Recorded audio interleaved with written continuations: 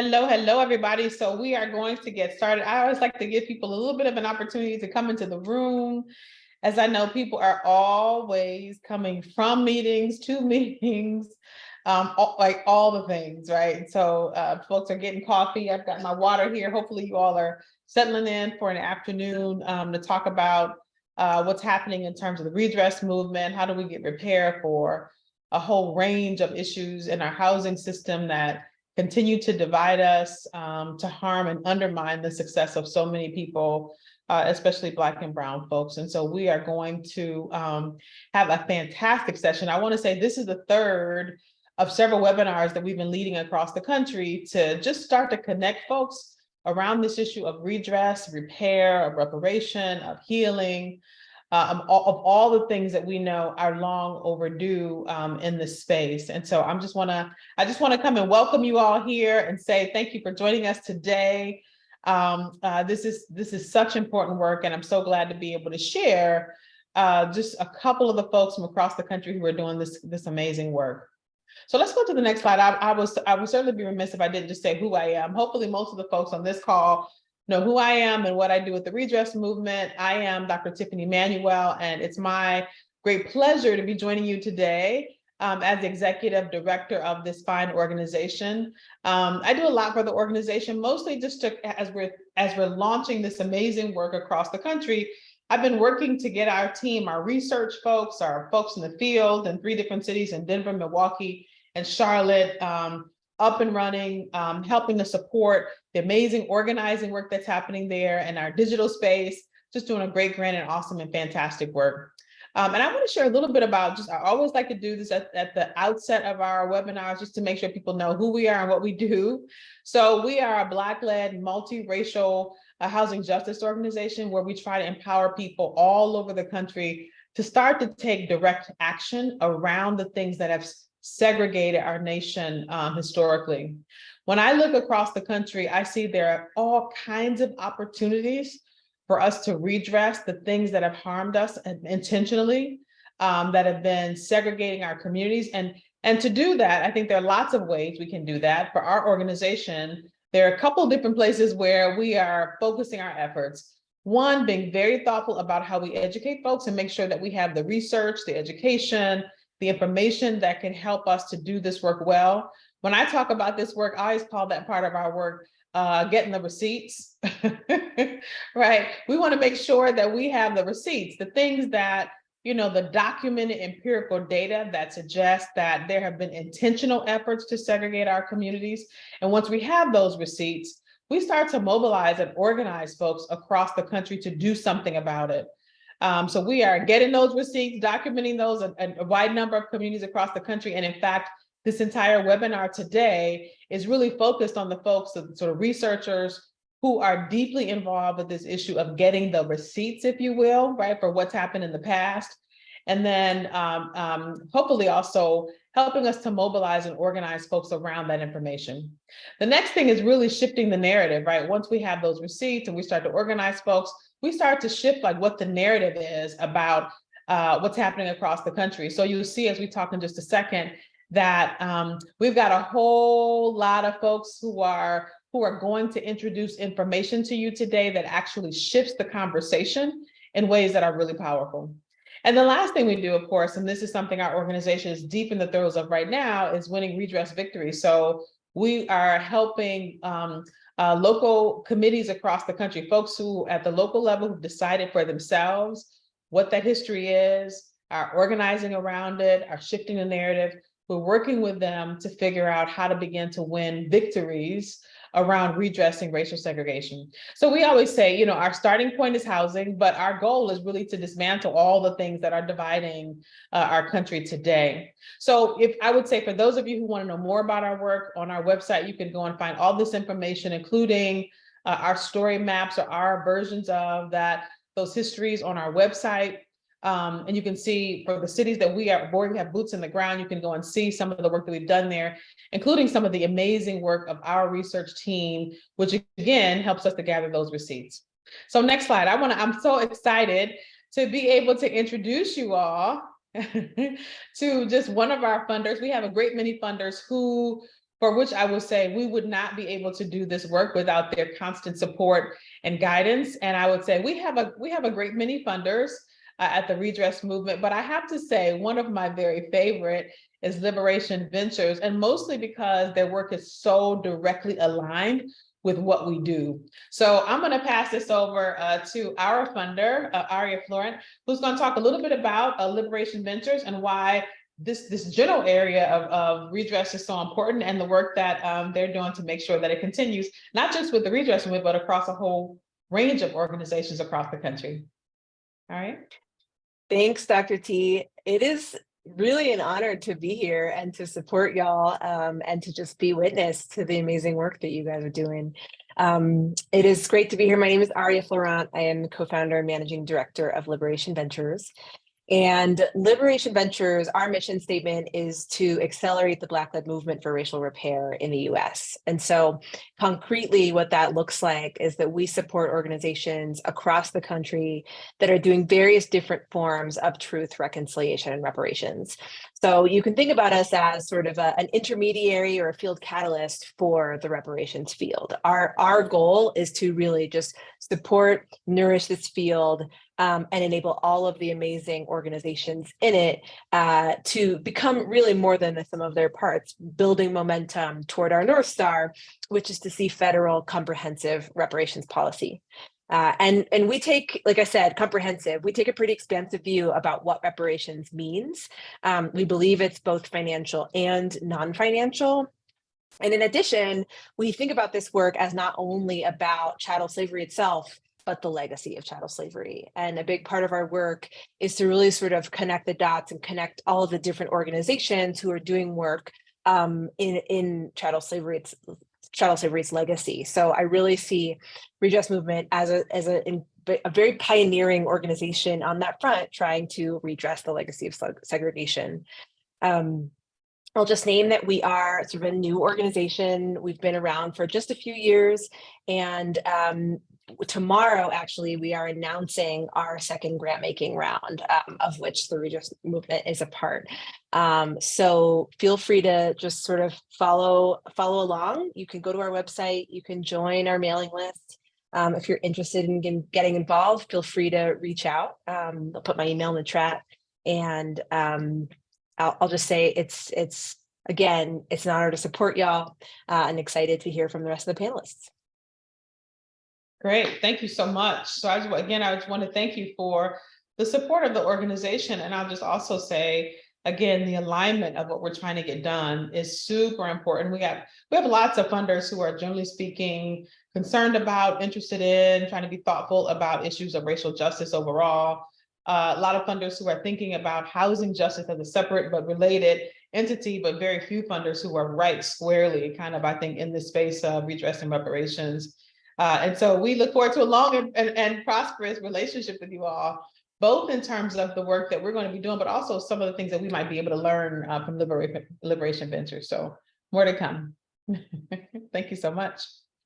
So you're going to stick around for us for a little while and maybe respond to some of the research that we're going to talk about as part of the work. Before I get to introduce Bo McMillan, who is one of the amazing folks that we have on staff to do our research, I want to just get some of the folks who are in the webinar today as participants into the conversation.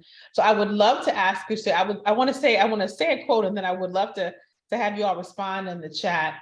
Angela Blackwell Glover, who is, as many of you know, who's the founder of PolicyLink, and continues to be a founder in residence, is just always a source of inspiration. And I was looking at something she talked about today, and at the very end of it, she was saying, just this is a season of hope. The American people are undergoing, right, a historic racial reconciliation and reckoning, and we are here for it. I agree with that. And I hope many of you who are on the call are here for that as well.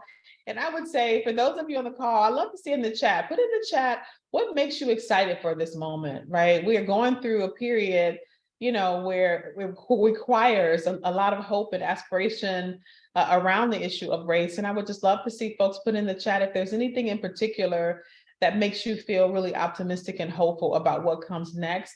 I would love to see some of that. I'm going to just pause for just a second for folks to give that.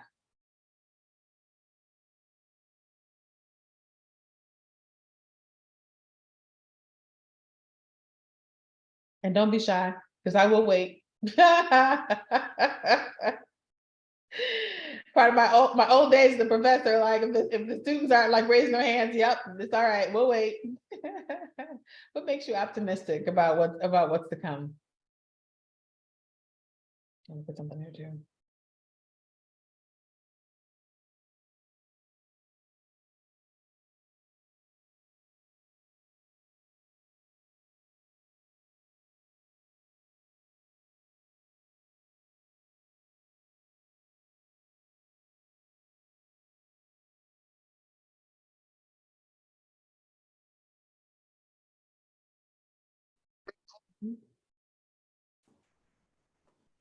Yeah. Y'all are lighting it up. I love it. I love it.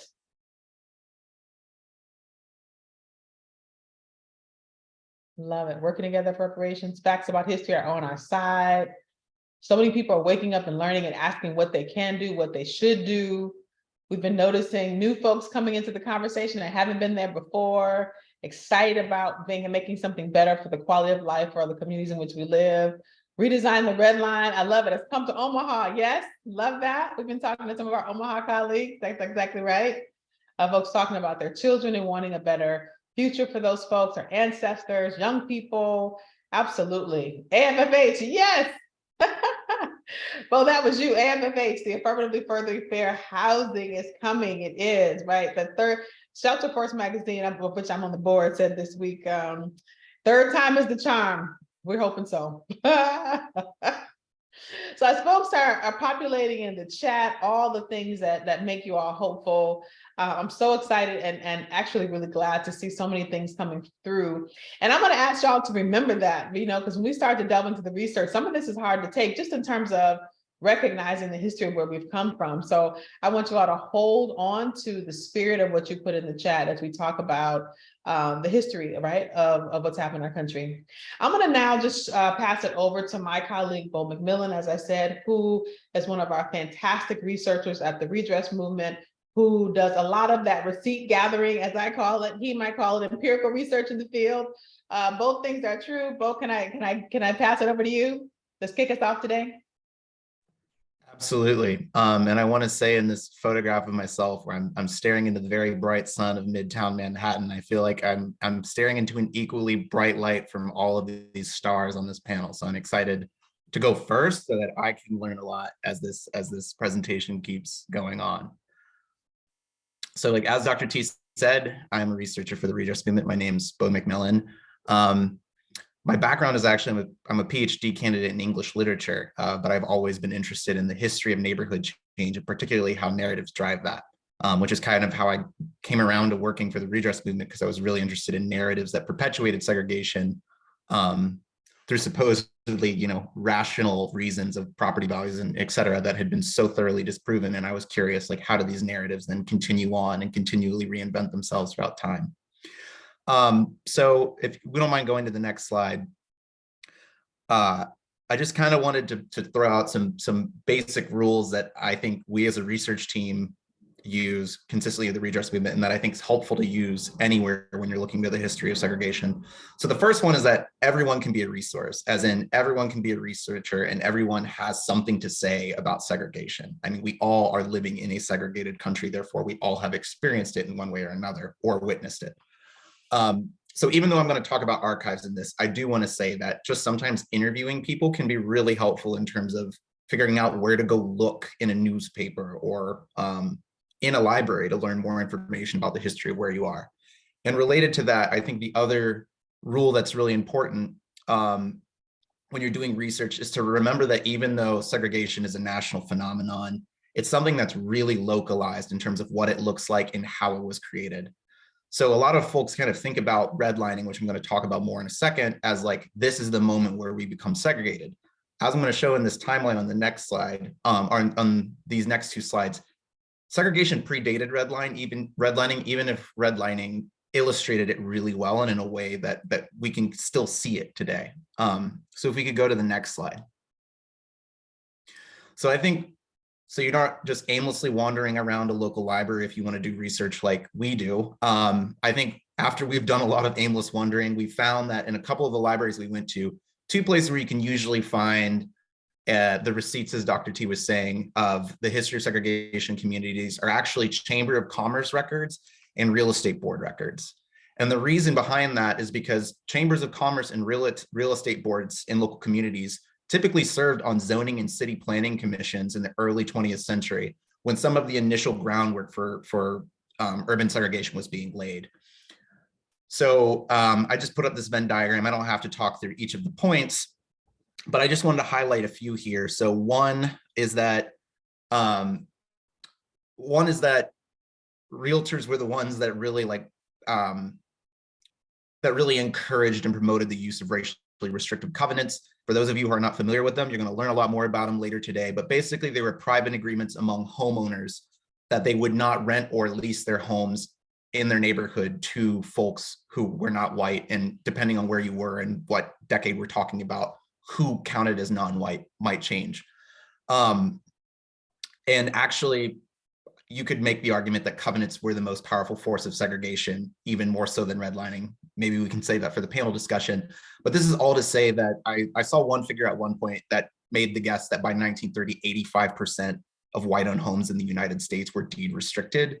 I'm not sure how well that has held up since. I think that was David Freud's Colored Property. But just so you get an idea of, like, there's a lot of local events happening that lead to the redlining maps being these kind of guides to what segregation looks like. So if we could go to this next slide.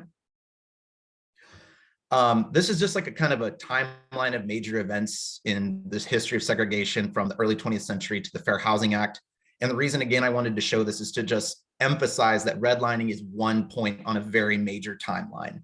The other thing that I want to say is that with all of these events, even though we know them as national phenomena, the way that they're designed and implemented almost always happens at the very local level. So zoning commissions, again, chambers of commerce and real estate boards come together, make recommendations that are usually pretty similarly taken on by cities in terms of how they draw up their zoning plans. Same goes for urban renewal commissions. Chamber of Commerce members and real estate boards often serve on that. And also we have found that's also true of highway clearance commissions. And the one other thing I'll highlight, because I think this is important, with the redlining maps, government officials relied on local lenders, once again, typically members of local chambers of commerce and local realtors, to basically tell them where they would consider risky neighborhoods to invest in different cities. So even the redlining maps themselves, while they are a national set, they were created by different local groups. So I just wanted to kind of emphasize again why we are focusing on local patterns of segregation. And so I'm going to talk through some of the stuff that we found during a research trip to Denver. If we could go to the next slide. So on our research trip to Denver, kind of understanding this arc of segregation allowed us to make the most of the 4 days that we had there. It was 4 full days, but I really wish we would have had more. There was so much ground we weren't able to cover. But basically, we focused on Chamber of Commerce records, and we picked dates that were really close to those major events in that timeline of segregation. And so we went through local Chamber of Commerce records. We went through local realty board records. In this case, it was actually easy to do both of those because, at least in Denver, the Chamber of Commerce housed the real estate exchange until the 1920s. And I guess, like, one thing I want to say here that I think is really helpful and that this trip really nailed down for me, although I'm sure everyone on this panel already does this, but it was a reminder. A standard note-taking system is really helpful, especially with the history of segregation, because specifically, I would say with names, it's really helpful to be able to track names because you can watch how someone moves from city government to Chamber of Commerce to realty boards to commissions. And I think with 4 different researchers, having a standard note-taking system was really helpful to make those connections. And so we didn't get, like, lost in this massive information as we were all picking through different parts of it.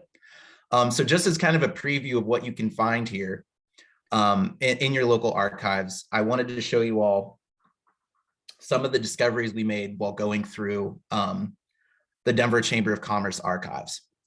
So I don't know if there we go, there's the presentation. So if we go to this next slide, this one was pretty crazy. I mean, like, how often do you find a group of 20 to 30 realtors who design zoning in this city refer to themselves in a self-congratulatory way as the cronies? So there was a group of about, I think it was 2 to 3 dozen realtors in the city of Denver. They actually wrote a really long report that was kind of like a 30-page pat on the back for all the great things they did to shape Denver.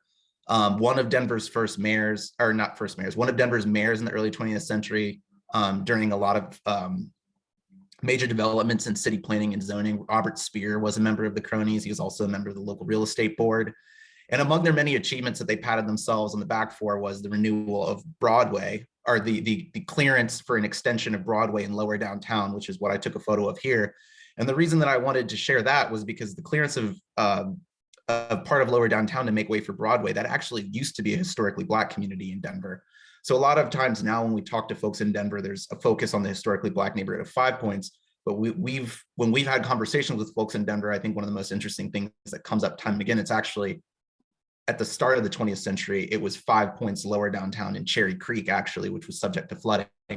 So it was really, really, really interesting and honestly pretty damning to see this clearance project so celebrated, even though it cost the community quite a lot.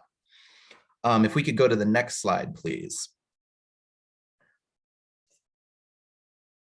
Perfect, thank you. So another thing that we found is, so not just thinking about redlining as federal insurance or federal mortgage insurance to make loans more secure.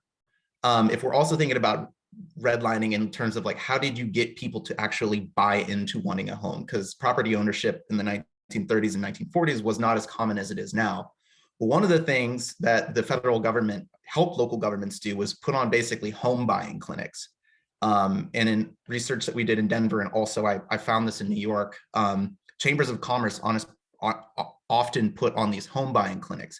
And the idea was, we want to teach you how to buy a home in a way that'll guarantee you're going to get a federally backed mortgage. So in the Denver Chamber of Commerce, we found it was called the Home Planning Institute. And there's all these different lessons about, like, this is where you want to select your home. This is the kind of decor you want. And then in one of the lessons that we were going through, one of the things in the back was, make sure your home is either covered by or soon will be covered by a racially restrictive covenant. So in this case, even if real estate boards were the ones that were typically promoting the racially restrictive covenants, here we have an example of a chamber of commerce saying, like, well, it's actually good for the mortgage market and you as a homeowner if you're putting that on your home. And there's also records that I didn't include in this slide in particular, where you can see Chamber of Commerce members like realizing, like, wow, this is going to generate so much money for the construction and real estate industry here. And if we can go back one slide, I think. Oh, and I'll go really one more over, please, to the covenant. Sorry, slide number 13, please. I'll keep this one fairly short since other folks are going to talk more about covenants. What was interesting is when we were going through a local NAACP officials' papers that were stored at the Denver Public Library, one thing I want to flag for everyone is that the NAACP has some of the best records of trying to fight covenants, and because they were trying to fight them, they saved a lot of covenants in their files. So even if you can't take the time to search local deed records, NAACP records are great. So in this case, what was interesting to me was that we found an instance where an NAACP official had bought a home that was formerly protected by a covenant, and the way that he bought it was through contract buying. Contract buying is a predatory type of loan that cost a lot of Black homeowners money when they couldn't fully pay them off, because basically you never got your home, no matter how much equity you paid into it, unless your mortgage was fully paid off. And there was usually a huge stumbling block was that the last payment was massive. So if families had put in, let's say, $50,000 on a $60,000 home over 4 years, then all of a sudden they were smacked with a $10,000 payment. They would lose everything. And I can go ahead and wrap up now, just to say that this is only scratching the surface of some of the stuff we found. If you go to the next slide, please, we also found all these different documents where the Chamber of Commerce was coming together on how they could sell a highway renewal project that is now basically hewed an L of inequality in Denver. And so I wish we would have had more time. There's so much more to find in the Chamber of Commerce archives, but all this to say, it's a really rich resource that I would recommend to anyone interested in researching local histories of segregation. Bo, can I have to say just one or two things before we move on to our next panelist? Just a couple of things for context. One, I'd say, I want to just go back to this. A part of the reason why we're going through the detail of this is to give people ideas and aspirations for how you go about getting those receipts, places that you might be able to go and find some of the information that gives you the opportunity to then seek redress, specifically to real estate boards or chambers of commerce or other institutions who have participated intentionally in segregating communities. I also want to just say a notion about sort of why Denver. So we're located and we have boots on the ground in 3 cities, and we have a digital team that looks across the country. But Denver has been one of the places where we have a dedicated organizer on the ground and some organizing resources. So Denver just one of many places. So for those who are joining the webinar from some of the other places, we got you covered. We got research coming in those places as well. And the last thing I want to just say too is that this was not the first stop on our research terrain. For those of you who've been to our website, you know that we've created a story map that looks at some of those redlining maps and the history of how they were created online. And also we have a citizen's guide online that goes through just some of the research you might be able to do just to get some of the basic data and information to characterize how segregation looks in your community today. So I just want to give a little bit of context for folks who are thinking about our work in Denver. But I'm going to turn it back over to you to start moving to our other panelists. Perfect. So I'm really excited to introduce this next group, like all of the groups. So it's the Chicago Covenants Project. The Chicago Covenants Project, it's a collaborative, civically engaged project to find racially restrictive covenants in Chicago, interpret their impacts, and document resistance efforts. And the two folks from Chicago Covenants who will be joining us today, one is Maura Fennelly. She is a PhD student in sociology at Northwestern University, who studies housing, neighborhoods, and space. And she's also the research coordinator for Chicago Covenants. The other panelist that's coming from Chicago Covenants, although Maura will be presenting this first presentation before we go into the Q&A, is Professor Ladale Windling. So Ladale Windling is an associate professor of history at Virginia Tech and the co-creator of Mapping Inequality. So if any of you have gone to that site to see redlining maps, you can thank Professor Windling. And he is also the author of the book, Building the Ivory Tower. So I will turn it over to Maura to talk about Chicago Covenants. Great. Thank you so much, Bo. I'm really excited to be here with all of you. So thank you so much for joining. As Bo mentioned, I'm a Northwestern sociology PhD student, and I am part of the Chicago Covenants Project. So since the spring of 2021, the Covenants Project has been working to identify every racial covenant in Cook County. Most of you may know, but if not, Cook County includes Chicago and the surrounding suburbs. We are a volunteer-based project, and so we mainly our volunteers are doing a lot of the day-to-day work in the archives. We're going through every single property index book in the tracts department of the Cook County Clerk's Recordings Division, which is the name of where these records are. I wanted to briefly talk about why, the answer of like why Chicago as a site. So it really is a key city as a place to study racial segregation in the United States. First, between 1915 and the 1970s, over 500,000 African Americans moved from the South into the city of Chicago, during the Great Migration. With this increase in the city's Black population, white people commonly responded with racist actions, ranging from, we see white flight to the suburbs in tremendous numbers throughout the 20th century. And we also see instances of direct white-led violence, and racial covenants are just one tool that white people use to try to maintain segregated boundaries in Chicago and Cook County. This is something that during our volunteer sessions I frequently mention, is that covenants are one part of the story of racial segregation in Chicago and Cook County more broadly. Second, in terms of why Chicago, Chicago is a key space for real estate industry during the 20th century. Northwestern economist Richard Ely and members of the Chicago Plan Commission pushed for professionalized standardization methods for valuing land. These methods, unsurprisingly, included devaluing Black ownership of land And this process continues today in different forms. We see that in racial inequities in home appraisals, for example, and there's a lot of great work going on about that. Attorney and member of the Chicago Plan Commission, Nathan McChesney, created an actual model of the restricted covenant in 1927. And then the Chicago-based National Association of Real Estate Boards used this model for use across Cook County and the United States.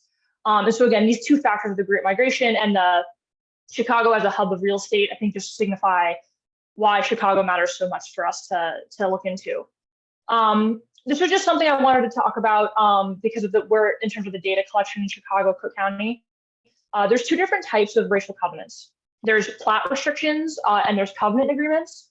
Plat restrictions are created by developers prior to people residing in the lots.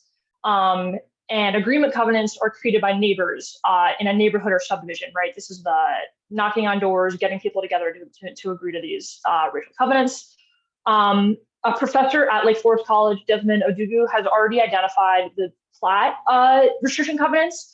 There's 220 of those, which cover subdivisions throughout the county. And I'll point those out in a screenshot in a moment on our map. And plat restrictions were created by developers frequently in less dense areas, whereas covenant agreements were frequently in more dense areas. And that's what we're doing. We're looking at the neighborhood-based agreements as the covenants project. And that is why we're going through every single index book. We can go to the next slide. So this is a really large project to take on, right? We're going through thousands of index books with our volunteers. We've had over 100 volunteers so far take part in our research sessions, which take place about every 2 weeks. And we've gone through 20% of the index books so far. We have identified over 1,000 covenants, which are covering over 100,000 parcels of land. We're seeing many more covenants than we expected. That, like previous research suggested, we're seeing, I think, more than we thought we would. We have an online map that allows people to see when covenants were put in place over time. And there's many digitized covenants. So you can even put in an address and see if there was a covenant in that area, and you can look at the actual covenant text itself online. Our research sessions usually focus on specific neighborhoods at a time. So we kind of go neighborhood by neighborhood. So we've gone through the neighborhood of Hyde Park, where the University of Chicago is, Englewood, Beverly, just to name a few. And we are continuing to go through every single index book in the county. And one thing that I think is really exciting about this type of data is that it can be linked with other types of data. This was already mentioned by Bo, but in terms of home contract sales, right? There's lots of great data showing how racist practices through home contract sales can also be looked with data in more, compared to more data over time, like vacancy rates in neighborhoods. Of course, it can be looked to connected to HOLC redlining maps and exclusionary zoning, because again, covenants are one part of the story of segregation. And I think putting these data in, comparison and conversation to one another over time historically is really important. And if you go to the next slide, I can show some images. So this is just to show you, this is just a screenshot from our online map, which I really encourage you to check out. So again, the scattered dots along the suburbs, those are those plat restrictions that developers created, right? And so that's just something I want to point out as it's like data collection is in progress. That's why we see covenants mainly over there, is because that's where we know where the data is for those ones. If you can go to the next slide. So this is just a comparison of covenants filed on 1932 to 1949, which is the year after Shelley versus Kramer. And we can see just in the dark red outlines of how many covenants popped up in such a short amount of time, right? And so this area covers Hyde Park, Englewood, and some other neighborhoods on the south side of Chicago. And I think it's just very jarring to see like the rate of increase, I guess, over time, about how this is spreading. And just to point out again that this is like the process of a volunteer finding the covenant to it appearing on the map takes time. So there are covenants that we know exist that do not appear on this map just yet. And I think I have 1 or 2 more slides just to show some images of where the data collection happens. So in Chicago, this is the actual city county building where our volunteers meet to start the research. And if we go to the last slide, this is the tracks department, right? So it's I always point out it's a windowless room in a basement where we get together and every volunteer gets a giant index book and we're going line by line to do this work.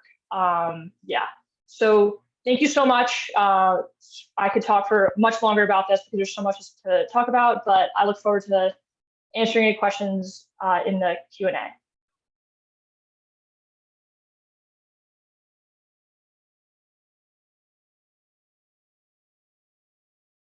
Great, thank you so much. And so now, Bo, back over to you. Want to have the next panelist? Yeah, so the next panelist is going to be kind of a joint section. Most of it, Mapping Prejudice is going to talk, and then at the end, Derek Hanley, who's a co-director of Mapping Racism and Resistance, which is a project out of the University of Milwaukee, is going to speak. So Mapping Prejudice is a cutting-edge interdisciplinary geospatial research project based out of University of Minnesota, and it uses digital tools to open up new avenues for policymaking, scholarship, and community dialogue by harnessing the power of community to put racial restrictions, i.e. racially restrictive covenants, on a map. So Michael Corey, who will be giving this presentation, is the Associate Director of Mapping Prejudice. He was formerly a data journalist as well. And then the other panelists who will be joining in the Q&A session is Kristen Delegard. Dr. Delegard specialized in studying the history of Minneapolis and the practice of public history, which is what led her to found Mapping Prejudice at the University of Minnesota Libraries in 2016. And just also, I wanted to say Dr. Derek Hanley, who works with Mapping Racism and Resistance, which is a project to map covenants and the resistance to them in the city of Milwaukee, Wisconsin. Professor Hanley is an assistant professor in the English department, in the English department's public rhetorics and community engagement program at the University of Wisconsin in Milwaukee. And he's also affiliated faculty in the African and African Diaspora Studies department in the Urban Studies program. And so without further ado, I want to turn this over to Michael Corey so he can talk a little bit about some of Mapping Prejudice's work. Hi, thanks everybody. It's great to be here with you all and to see familiar faces and new faces. So I'm Mapping Prejudice's technical lead. And as Bo mentioned, we were founded in 2016 by a group of activist researchers at the University of Minnesota who wanted to make a comprehensive map of racial covenants for an American city. And as Maura has just done a really great job of outlining, traditionally that's been very difficult to do. The only way to get through these records has been to go by hand, and for this reason for many decades it was difficult to get a comprehensive count of covenants for a whole city. So next slide please. And one of the big advantages that we had in Minnesota and in specifically Minneapolis when the project started, which is before my time, is that in Hennepin County, the property records from this time period had been digitized, meaning that like someone had scanned the microfilm or the original books. And so those records existed in a large bulk format of images. And so at an early stage of the project, oh, where did my slides go? My slides are gone, but I'm going to keep talking. At an early stage of the process, after our property researcher Penny Peterson had identified 5,000 initial covenants, the project was able to go to Hennepin County, and Hennepin County, bless them, because this is not always the reaction we get with these property records, handed us a hard drive and said, here's a big pile of JPEGs. And so what we start with is millions and millions of records from each county that has digitized records. And in Chicago, they don't. In St. Louis, they don't. But in counties where they have digitized records, we developed software that will take optical character recognition software. We run our images through that software that extracts the full text of the property records. We then flag it for racial language that we know appears in racial covenants. And then I think the most important part of our project is that once we have those hits where we think there's racial covenants, we upload those hits to our Zooniverse crowdsourcing platform. And we can go to the next slide, please. And so volunteers are a really important part of our process for two reasons. So one of the things we say all the time is that the process is the product. And so what we do is we show each hit to a volunteer, and that volunteer confirms, is this actually a racial covenant, or is this someone talking about White Bear Lake, for example, and not talking about whiteness, they're talking about White Bear Lake. And if there's a covenant, they transcribe the buyer, the seller, the date, and then critically the property information. Because the hard thing about this is on these property records, it doesn't say the address. It usually says something like this edition, this block, this lot. And so this is one of the reasons it's been difficult to historically map these, is we have to join that up to modern property records.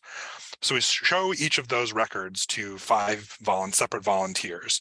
And that sounds crazy. Why do we have to do it 5 times? What we do with that is we then compare the responses from each of those 5 volunteers, and then and if they all agree, we can say with a very high confidence that yes, we have the right answer about each of these questions. And if those volunteers don't agree, that gives us a hint that, hey, maybe there's something complicated here and we need to take a look at it. So after the 5 volunteers have looked at each of those records, those get then sucked back into our database, and we use the other part of our software to join those historical property identifiers to a modern property shapefile or database, and then put those on a map. And so in these places where we have the digitized records, we're now able to do these at a much faster pace, but also it gives us a lot more comprehensive data. And that comprehensive data is really important for people like economists or other researchers to be able to use that data. And so what you're seeing here is one of our in-person transcription sessions. And for the first couple of years of the project, this is mostly where that work was happening, in rooms full of people with laptops. And one of the things that was really important about this is, like I said, we need those volunteers. We couldn't possibly get through 20,000 records at a time just with us or with grad students or something like that. But also in these transcription sessions, each of these people is coming into contact with primary source documents and seeing documents from their town, maybe their neighborhood, maybe even names they recognize. That has a wholly different impact. And then people talk to each other while they're doing this about what they're seeing, what they know about this, what they don't know about this. And so that's where we say the process is the product. This is where we really believe that a lot of the work is happening, is that the people doing the transcription are learning for themselves. And for people who know more about this history, they're able to, if they want, to share their knowledge about it, but also hopefully be validated that like this is being taken seriously, despite the fact that it's been known about by people affected by these covenants for a long period of time. Next slide, please. And then after what happened, in addition to 2 things, is the pandemic happened, and we were forced to move our transcription sessions to Zoom and have virtual sessions. And kind of much to our surprise, this actually worked better than in-person sessions, because we didn't have to deal with Wi-Fi and projectors and just different technical problems that people had. People are in their homes. The other thing that happened is that in May of 2020, when George Floyd was murdered, Minneapolis suddenly found itself at the center of a global uprising and a reckoning about racism. And between that and the pandemic, people were really looking around for something to do with their time and their energy, wanting to do something positive. And a lot of people found Mapping Prejudice. And so suddenly we were seeing hundreds of transcriptions a day and then thousands of transcriptions per day on our deeds. And I think they both made a lot of progress on us being able to map deeds, but also was a place for people to connect and process. And as I said, do something that felt more positive. And I'll show you next. I'll show you the results. So next slide, please. And so this is what came out of that. This is an animation showing covenants in the Twin Cities over time. And what you can see is the history of covenants in the Twin Cities goes back to about 1910, early teens. There's an initial peak that we just sort of passed at about 1925. Things go back down again a little bit in the Great Depression, and then come back up at the close of World War II and you see this sort of like what was a phenomenon around the city, you can see a wall being built around the city of Minneapolis, then moves out to the suburban development that's happening. And these later covenants are more in like these outlying areas. And it's our process that is doing this at a very granular level that we're able to do because of these digitized records that lets us be this comprehensive. And it's really a breakthrough for researchers in other fields who often, when you're trying to tie together neighborhood boundaries and census tracts and things like that, the boundaries don't nicely fit each other. And so this granular data is really prized by researchers. And what we're really working toward a lot of different things, but two things that are relevant for this call is we're working toward having data for many different cities that data talks to each other, so we can do these comparisons across cities. And Mapping Prejudice also says is that we exist to build a case for reparations by hopefully transforming the narrative about like getting people to face the facts of what happened. Next slide, please. So right now we're currently working on doing the rest of the Twin Cities metro area to get a more comprehensive picture of the suburbs. We're also exploring moving into more Minnesota counties to see what was happening in different places. And we're also providing technical assistance to mapping racism and resistance in Milwaukee, who's going to talk in, Derek's going to talk in just a minute. And we and Mara and Ladale are also part of the National Covenants Research Coalition, a group of people that is all doing research on covenants throughout the country. Next slide, please. Let's skip this one for now. I want to be conscious of time. And why are we doing this research? Like, why does it matter where covenants were in the past? This granular data that I'm talking about has enabled researchers to do analyses like this one, which is by Dr. Aradia Sood at the University of Toronto, and my predecessor, Kevin Herman Solberg, that shows that today, when this research was done, houses that had covenants in Minneapolis are still worth 14% more than the median house price. And houses in redlined areas that face divestment are still worth 25% less than the median. And what's remarkable about this, I was just talking to Dr. Sood this week, is that these numbers are actually down from in the past when people were, when our parents and our grandparents were trying to get a rung on the ladder of property ownership and generational wealth. So you can see this still really matters today. Next slide, please. And we also work very closely with a coalition called the Just Deeds Coalition. And this is another place where we think a lot of really transformational work is happening, where this is a group of real estate agents, government officials, planners, attorneys, policymakers who are getting together, and they're sort of owning up to the past of their industries and the present of their industries that we're talking about today, and being honest about the roles of those industries. And they're both assisting with the discharge process of getting covenants repudiated, which I'll talk about in a second. But they've also really led the charge in explaining to other members of their profession what changes need to be made. And amazing things have come out of this. Like now, every realtor in the state of Minnesota is required to take a class on structural racism and housing discrimination before they get their real estate license. Next slide, please. And one thing I want to briefly touch on is that, like, as racial covenants have come to the fore and been in the national debate a lot more, there is understandably a lot of pressure to do something about them. And one thing that people wanted to do is find a way to get these off of their property records. And we feel very strongly that, like, there's still a lot of work to be done on just identifying where covenants were. And as we're having these really important conversations about how do we address these things that people have on their property records, that we're not destroying the original records, particularly before we're able to understand those. So as debates are going to other states, we're trying to be really clear about saying it totally makes sense why people want to repudiate the language, but some of the bills have not made it super clear about how that repudiation or removal is happening. And so, like, we're very concerned about potential destruction of original records that's going to prevent this research from being done in the future. Next slide. I think that might be my, oh yeah, and we can skip here. So now I want to turn it over to my colleague in Milwaukee, Derek Hanley. I don't know if there's going to be a separate intro, but thank you very much. And I look forward to talking to you all in the Q&A. Thanks, Mike. Yes, my name is Derek Hanley. Unfortunately, my colleague Ann Bonds could not be with us today. Traveling woes. Of quite sure you all know that if you do any sort of air travel. But just want to talk a little bit about our project here in Milwaukee County, Mapping Racism and Resistance. It's the first effort really to map all the racial covenants here in Milwaukee County. Similar to Cook County in Chicago, Milwaukee County encompasses Milwaukee and the surrounding suburbs.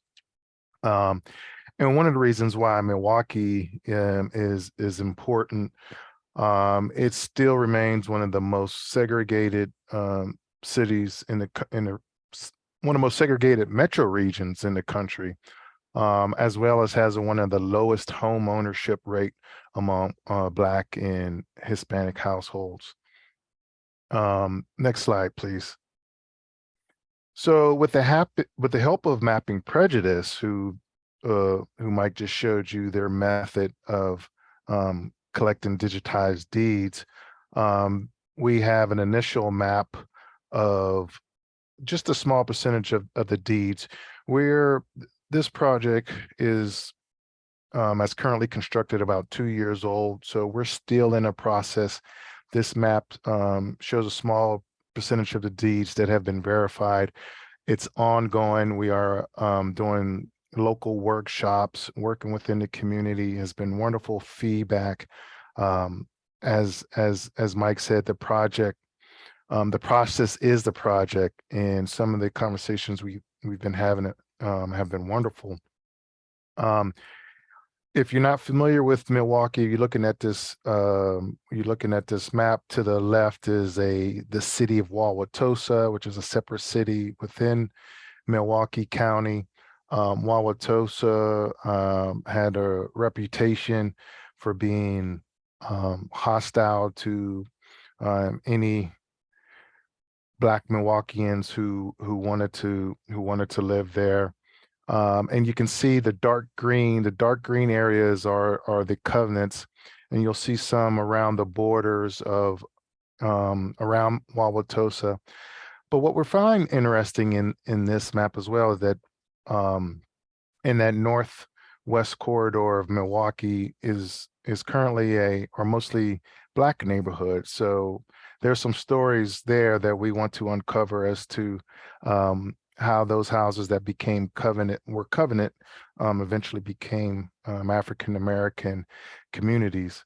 But again, coming back to Wauwatosa, you see some in the dark shading inside the border.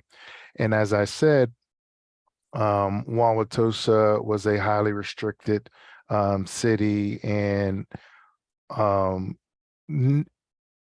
not very hospitable to African Americans.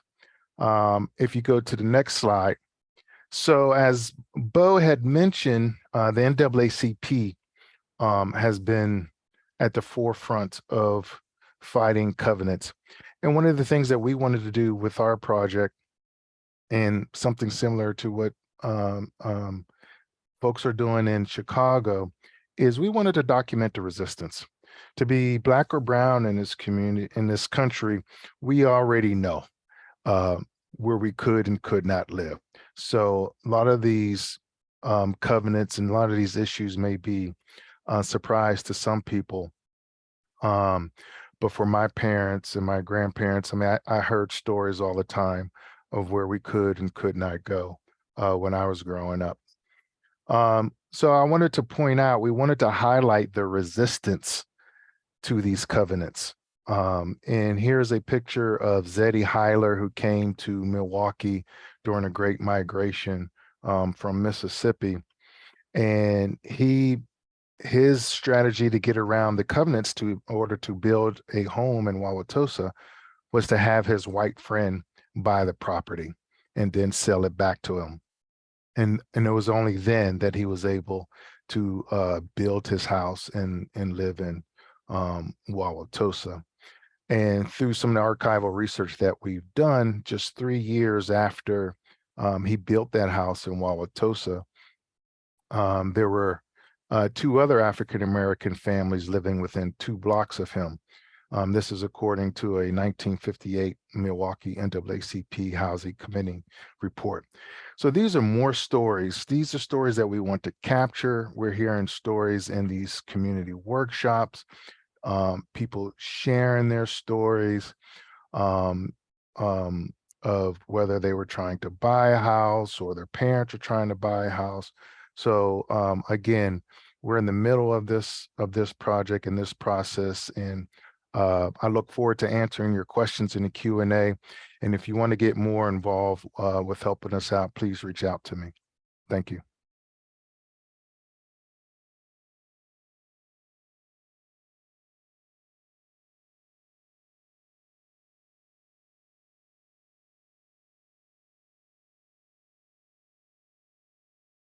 To start to, thanks everybody. That was fantastic. I believe that we are about to go into Q&A. So for those of you who have questions for our panelists, if I can have all the panelists come back onto the screen, for those of you who are willing and able and ready to answer questions and thoughtfulness about this would be great to hear.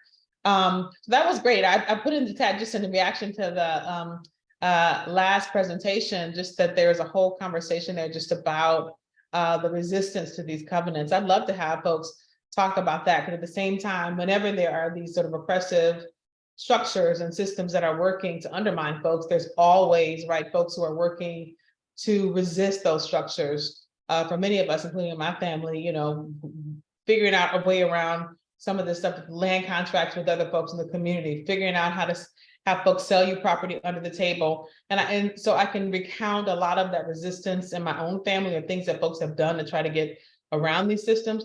I can also tell you how many of those resistance efforts, you know, just were sort of a wreck on a wreck in terms of just trying to figure out how to do things. So I'd love to hear folks talk about that. And then I'd love to just turn it over to Bo to start asking some more of the more empirical questions in the group. Yeah.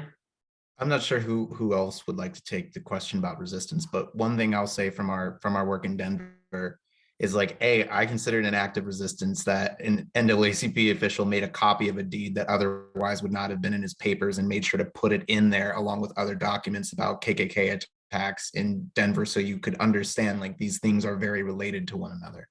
Mm-hmm. And related to that, that same official created a group called the Cosmopolitan Club, which is one of like the coolest stories I think we have come across as a Redress Movement research team. So 5 Points neighborhood in Denver, it actually was also historically Japanese and Jewish community. And the Cosmopolitan Club consisted of folks from all different backgrounds who would come together and talk about sharing culture. So they would have, you know, a Japanese concert one night. And then in addition to these more recreational activities, they would protest discrimination in theaters.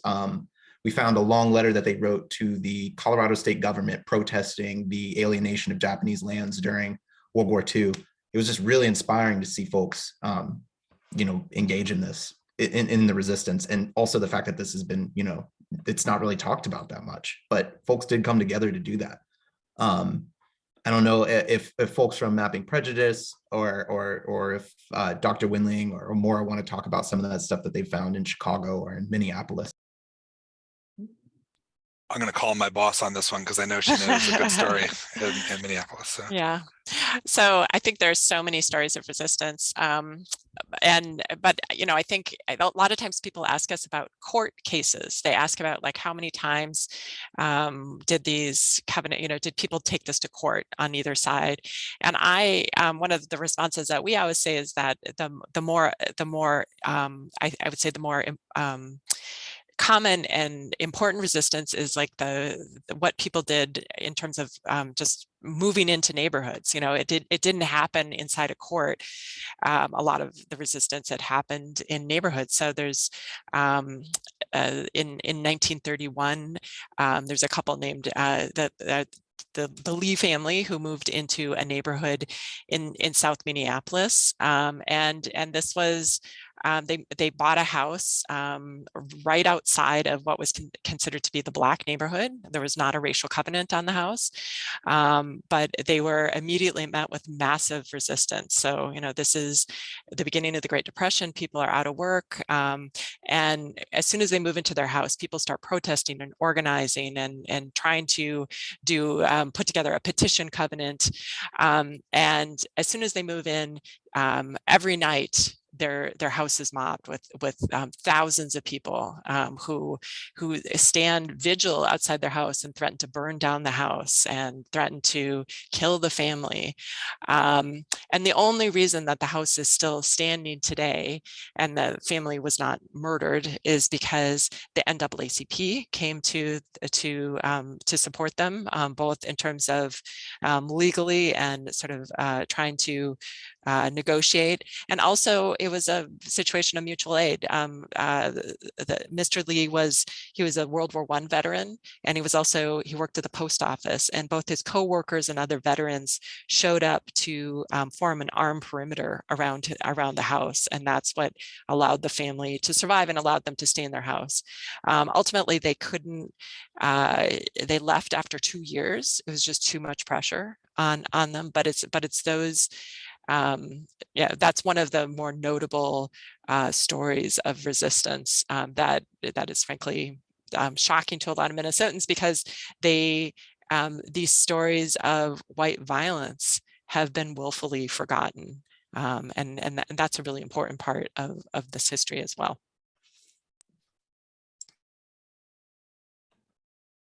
Oh no, Liddell, I think you might be muted still.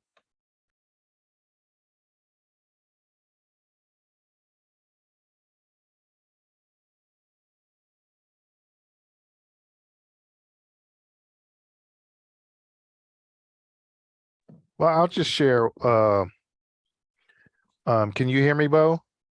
Okay.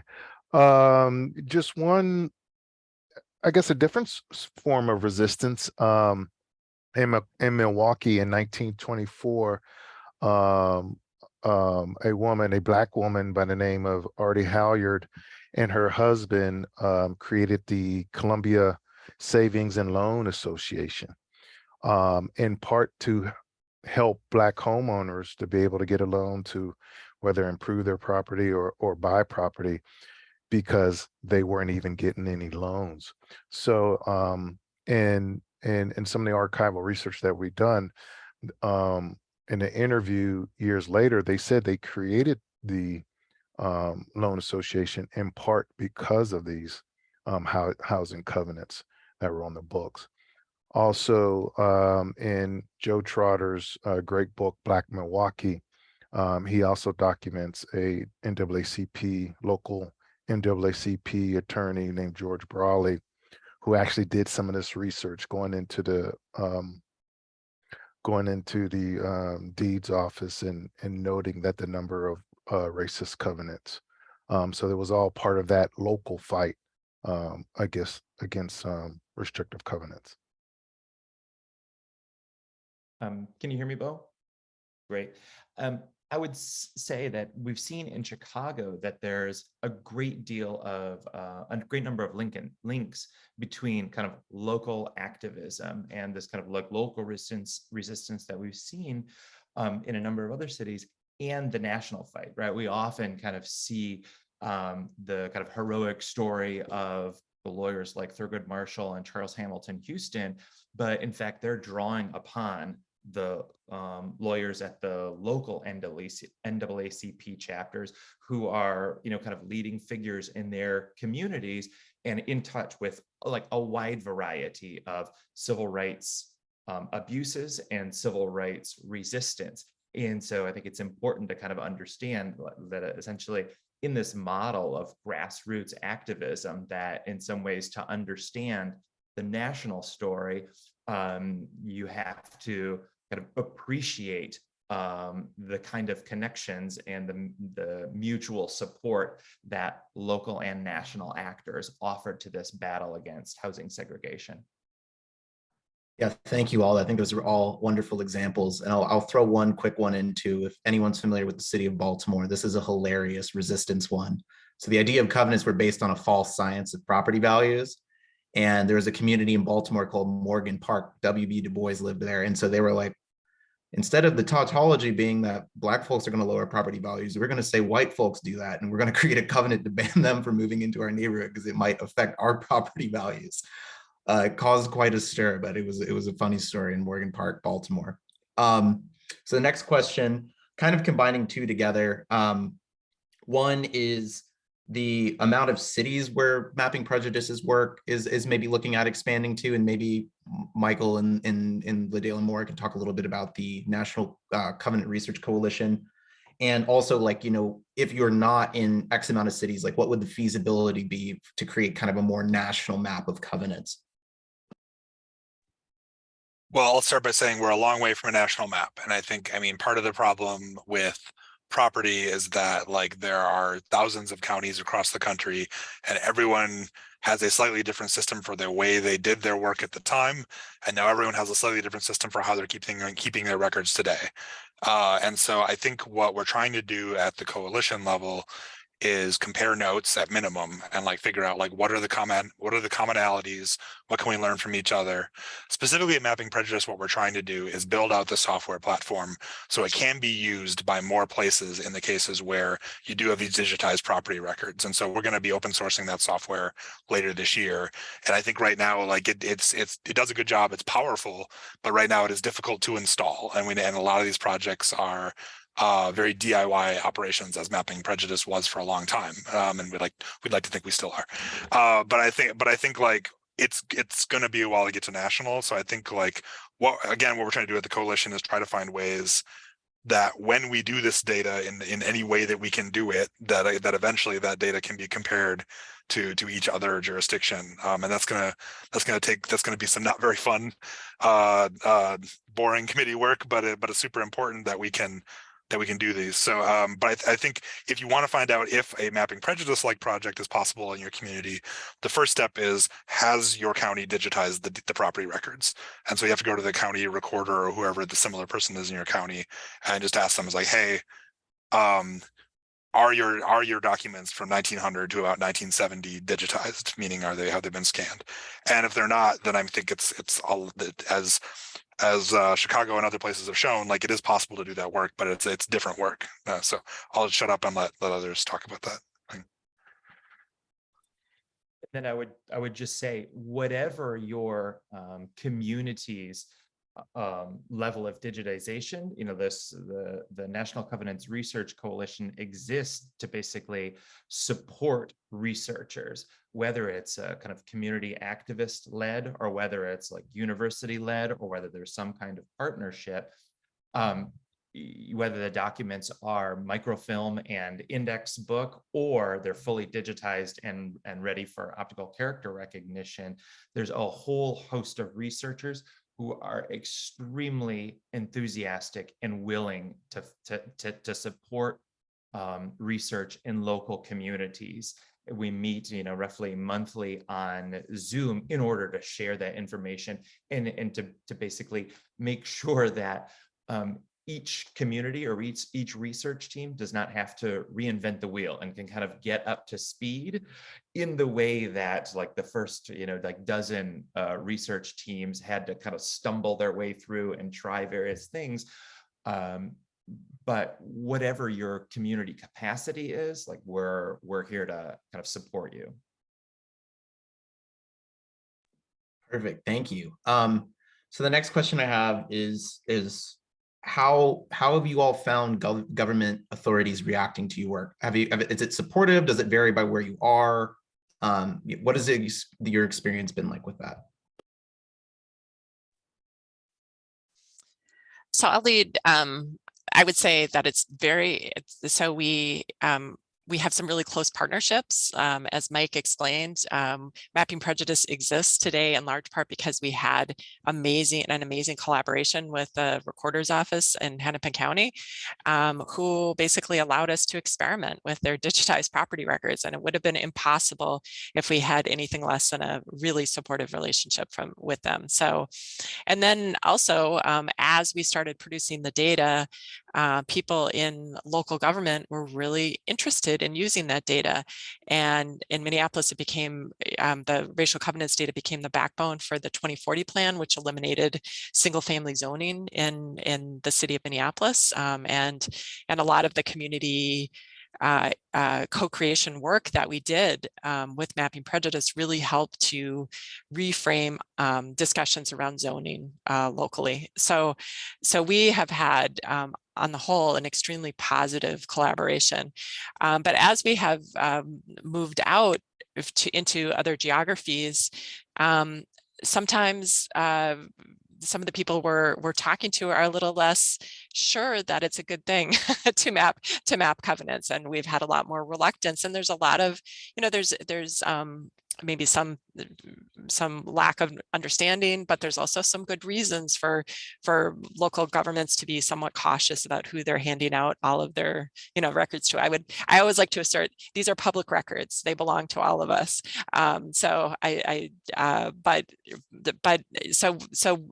ultimately, actually, one of the hardest things that we found as we've expanded is getting the digitized records. And I would say, like, collectively as a coalition and as a research group, I think one of the most important things that we can do is supporting openness in government records, supporting open access, supporting the recorders, figuring out ways to get them resources so that they can help us with this research, so that they can get their records digitized. None of us can do this work without the records, and we should all be, sort of working on the same team.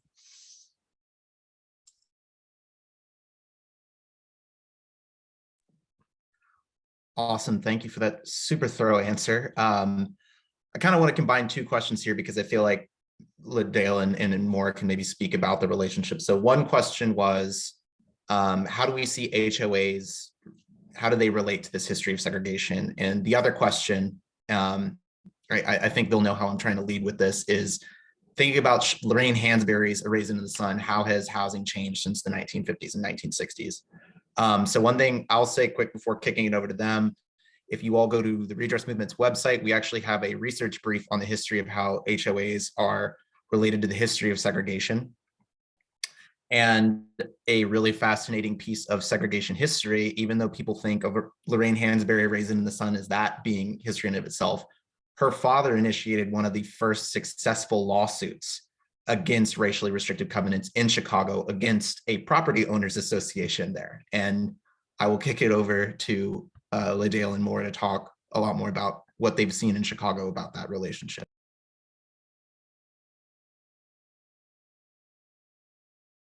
So I'll just say briefly about the kind of Hansberry challenge and case, and then let maybe Maura kind of build on this, is that, like, Hansberry is an example of that sort of local activism. This is someone who was, a Chicago businessman, and he was renowned for taking 3 flat apartments, like three unit apartment buildings, and cutting them into small kitchenettes to create housing for African Americans in this kind of era of intense immigration. And he kind of planned with a couple of other leading business people this challenge, and that actually helped ignite and inspire the work of Charles Hamilton Houston and Thurgood Marshall. The challenge to covenants was not a priority for the national NAACP in the mid-1930s because they had lost in the Supreme Court in the mid-1920s. Like, Hansberry wasn't willing to take it on. And I'll say this is part of also part of a national set of activism, because Hansberry's personal lawyer was a man named Francis Stradford, whose father had the Stradford Hotel in Greenwood, Tulsa, Oklahoma, and was one of the city's leading citizen that was attacked and burned in the Tulsa race massacre, right? And so there's like kind of clear and intimate connections between these forms of, I think, violence and resistance in that point to Chicago, but not only to Chicago, because we've got letters and activism and challenges from cities around the country where they say, like, we're trying to battle these covenants as well. Houston, Marshall, can you help us out? And can we be part of this set of challenges to racial segregation? Yeah, I'll add two short things to that point. In terms of the Hansberry versus Lee case, one, this gets into more like the specifics of like the actual covenant documents and criteria, but one thing that we're seeing quite jarringly is that the criteria of what constituted someone being African American in covenants became broader after Hansberry versus Lee. So in terms of 1/8 of a person's ancestry to 1/32, and I think that's just one example of how perceptions of property and valuation are transforming over time and continued in terms of the racism it's shifting in its form, right? And literally how people are categorized and such. I think it's just really important. And we're knowing that we're learning more about this through this work. And I think the question about how housing has shifted since the 1950s and 1960s, it's and volunteers and I, we always talk about this, during sessions of like, well, what does it mean? Frequently people ask, what does it mean now that these covenants can't be enforced, right? And it's really opens up a conversation, and that there is no easy answer in terms of, well, okay, that just because one type of thing is illegal does not mean that segregation is not existent, right? I think Chicago, that's quite stark. And so I mentioned home appraisal valuation, and inequities in how land is valued is just such a prevalent issue today. And it's just so important that when we talk about covenants, it's like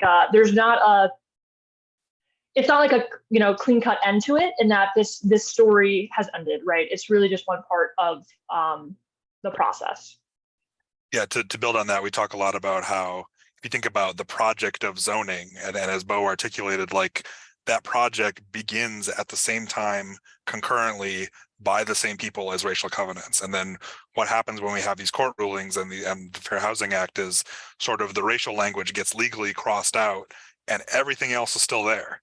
And like, that doesn't mean that every one of those provisions is racist, but it's like, that's something that I don't think that anyone has really fully reckoned with, is that like, that's all the same project. And like, so how are we going to pull apart the rest of that project, like to dissect what's going on there?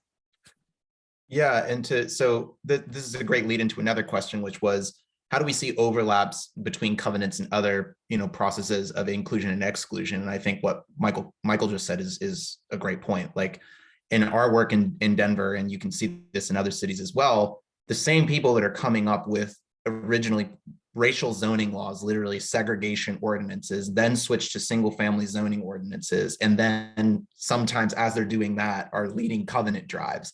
So you can kind of watch like the same folks. That's right earlier when I was talking about a standard note-taking system. If you keep track of names, you watch people bop from one thing to the other, like pretty over the course, I would say, especially from like 1910 to 1927, it's just one person doing, or not one person, but a similar group of people doing all three things.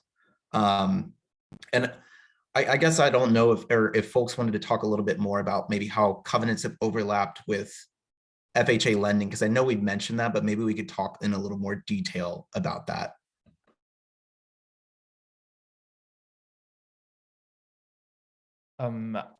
We know that like the same people who popularized covenants were the ones who came up with the ideas for real estate value and like developing the theories of value that thought that racial mixing was detrimental to real estate values. And then they were empowered in the 1930s to kind of create these federal standards and so forth. And so I always say that redlining is built on a foundation of racially restrictive covenants.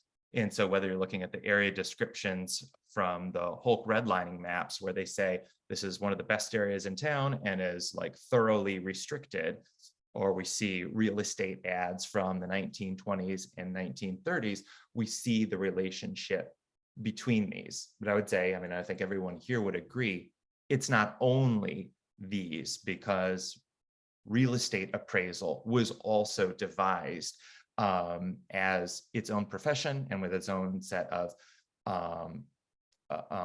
professional practices and standards by the very same people at the very same time. People from the National Association of Real Estate Boards, people from the Institute for Research and Land Economics at Northwestern University, people at the University of Chicago, who were subsequently kind of empowered in FHA, in HOLC, in the National Housing Agency, and so forth. So there's like a wide array of linkages. And that I would even say when the group, the NAACP group, was working to challenge racial covenants, they had a conference in Chicago, and Robert Weaver, who had been a member of the Black Cabinet in the Roosevelt administration, said, listen, everybody, we need to recognize, even before we take these cases to court, that this is not going to solve racial segregation, because there's a wide array of unspoken private practices, and there's a wide array of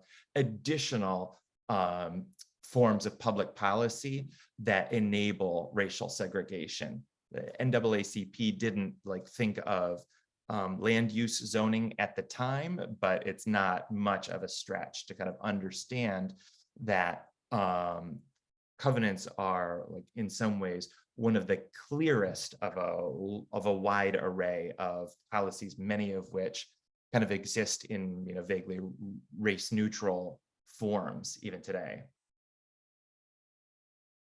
Oh, sorry, you want to go ahead, Michael? I was going to I was just going to tack on, and then I think you can go a little further in time, and then you get to the GI Bill, and the GI Bill says follow FHA guidelines, which are no race mixing. And I think what's important about the GI Bill is that not only does it largely shut out Black people from getting a rung on that home ownership, it also is a key moment when white families can trace their history of home ownership too. And so this is a huge boost for white home ownership. And I think that's really important in a reparative context to think not just about whose family was damaged by these restrictions. It's whose family got a rung on that ladder via this restrictive policy and continues to benefit today. So that's all. And can I add something, Bill? I just wanted to say that the reason why this work is so important is because we're seeing the effects of it today, right? These covenants created these master narratives as to what is considered valuable in real estate. So if it's a bad neighborhood, it's going to be a Black neighborhood. If it's a bad school, it's going to be a Black school. So this master narrative is created. And what I find very interesting when you're reading the covenants and decade by decade is a different language about race that gets used over and over, and what words are being applied to African Americans. So that's going to resonate throughout time, and we're going to see those effects today. Awesome. Thank you all. And I think we're going to have to wrap this panel up. I just wanted to say before I turn it over to Dr. T for some closing comments, in addition to saying thank you to everyone for participating in this, so many more conversations I would love to have, but I wanted to give a shout out to Richard Brookshire, who was on this call, who heads up the Black Veterans Project, who was working on basically getting forms of repair for Black veterans who were excluded systematically from accessing mortgages that they would have benefited from in the same way of white families had it not been for discrimination. Dr. T, I want to turn it over to you. Yeah, absolutely. I'm happy to say a couple final words. And Aria, if you wanted to also just say a couple words and just in terms of reacting or responding to some of the things that we shared on the call, feel free to do so as well. In my comments, I'll just say that I think that a couple of things that I just want to emphasize. One, something that came out in the last couple of comments was just, the broader enabling conditions for racial segregation, that it's not just that there were a couple of different, institutions or organizations who participated in the, and that's it, that there were a wide number of both private practices and informal ones, institutional policies, and ones that were just informally stated that created the conditions that we see. And I want to just emphasize that because it's one of the reasons why we think of this work as redress work, because we're not just sort of going after municipal governments and the role that they played in this conversation in terms of what a reparations agenda would look like.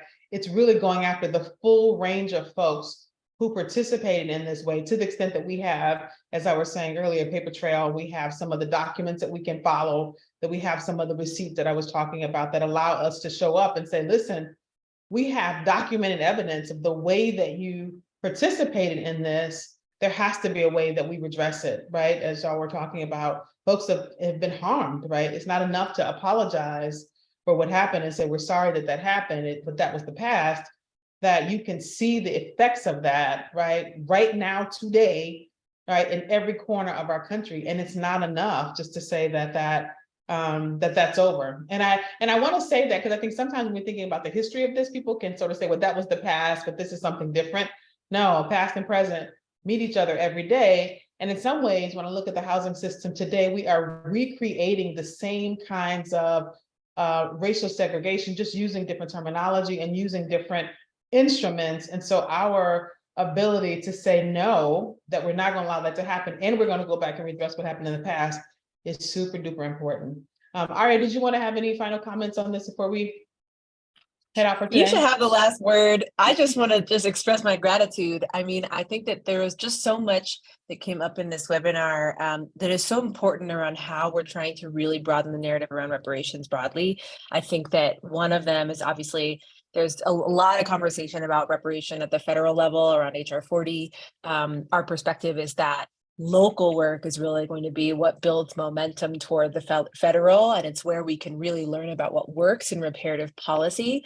And so I'm feeling so much gratitude for this, because I also think that's where, you know, individual people are going to feel it, feel the repair, and feel how important it is in the sort of health of their own communities. And so that's my first reflection. And then the second thing I just want to lift up, I love the conversation about resistance and about the stories of people who have been fighting this for so long, because I think it's inspiring in the sense that, you know, if those people can move into that neighborhood and have people, you know, like have people threatening violence against them in their front yard for 2 years, like I can do this work for my lifetime, you know, like it just feels so, it's so important to feel the legacy that we're in, sort of the lineage that we're in. And it really made me feel that way. And I think it's also such a good way to combat,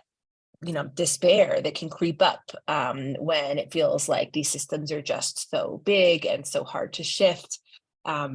Knowing that we are just part of a tradition of so many people who have been doing so, and that is actually the only way that these systems actually change, is just so important. So just thank you. That's right. I love that. That is the only way, right? Right, that we get active and we get thoughtful and we resist, right, the ways in which these systems have just been built in ways that just undermine the success of so many. So if we close out today, I want to just end on that. Like this webinar, the work that we do is an act of resistance. And so I would encourage everybody who is on the call, if you're not already doing so, reach out to some of the folks who heard talk today. Some of their contact information is on the screen. We certainly will make the available people's work as much as possible. Reach out to folks. If you haven't done this, read books on this topic. I mean, that's the nice thing that's happened over the last 10 years or so. It's just an incredible array of folks have been writing on this topic. I mean, even the latest one, Gene Slater's Freedom to Discriminate, on just the real estate industry itself, or Jeffrey Gonda's Unjust Deeds is another one. I mean, there's just so much that's happening that just give us opportunities to connect. So start a book club, get people talking about it, reach out to us for support around your redress journey, reach out to the organizations you see above, their local policies, zoning policies, housing policies, whatever those are, that can be helpful in building more inclusive places. Do something, move your feet. As Aria said, it doesn't happen without folks standing up, right, and moving their feet. So I'm going to end on the quote that I brought us in on, which is just Angela Buckle-Gover's quote. This is a season of hope. The American people are undergoing a historic racial reckoning, and we are here for it. Thank you, everybody, for joining us today. We'll see you next time. Bye-bye.